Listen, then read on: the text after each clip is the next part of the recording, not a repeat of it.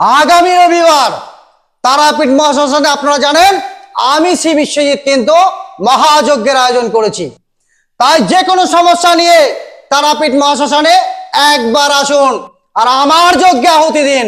দেখবেন তারাপীঠ শ্মশান ছাড়ার পূর্বেই আপনি যে সমস্যা নিয়ে যজ্ঞে আহুতি দিয়েছেন সেই সমস্যা 100% নয় 200% মিটে যাবে। কারণ এটা পিতৃপক্ষ শেষে দেবী পক্ষের আগমন ঘটছে।